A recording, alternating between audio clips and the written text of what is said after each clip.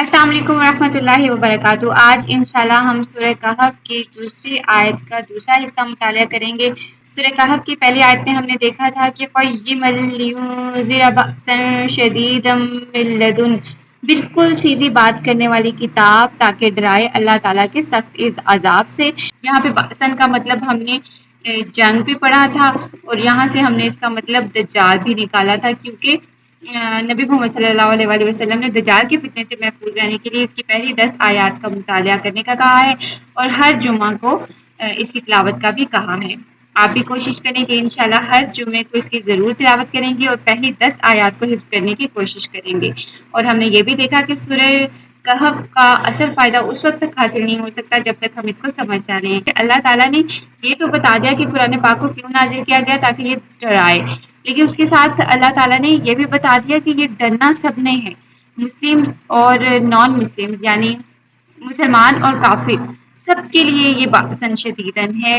مسلمانوں کو بھی اس آزمائش سے گزرنا ہوگا اور کافروں کو بھی اس آزمائش سے گزرنا ہوگا، لیکن مسلمانوں کو یہ ایڈوانٹیج حاصل ہے، یہ فائدہ حاصل ہے کہ اگر وہ قرآن پاک کا مطالعہ کریں تو ان کے لیے ان تمام چیزوں سے نپٹنا بہت آسان ہو جائے گا۔ واؤ اور یبشر میں یا پہ یو کا مطلب ہے وہ بشر خوشخبری دے دے، و یبشر وہ خوشخبری دے دے، کس کو خوشخبری دے دے؟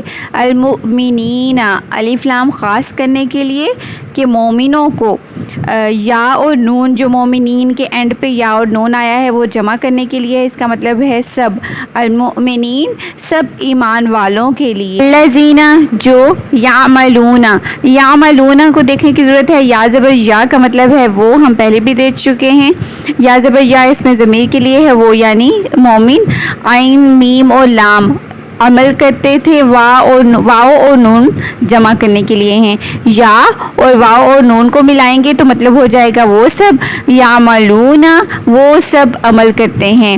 اور کن کو خوشخبری دے دینی ہے قرآن پاک نے؟ مومنوں کو جو عمل کرتے ہیں۔ کیسے عمل کرتے ہیں؟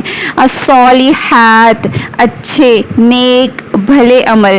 صالح کا تو ہمیں پتہ ہے نا، الف اور تے جمع بنانے کے لیے ہے، الصالحات اچھے عمل، نیک عمل، بھلے عمل، یہ سارے اعمال بھی ہمیں قرآن پاک سے پتہ چلیں گے۔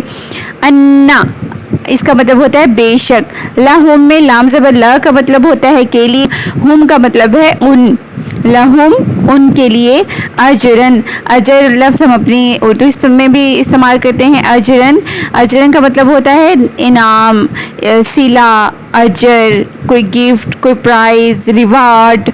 حسنن، حسنن کا مطلب ہوتا ہے اچھا، عمدہ اور بہترین۔ اس کا ایک اور پرپز یہ ہے کہ مومنوں کو خوشخبری دے دے کہ ان کے لیے بہترین اجر ہے۔ مومن کون؟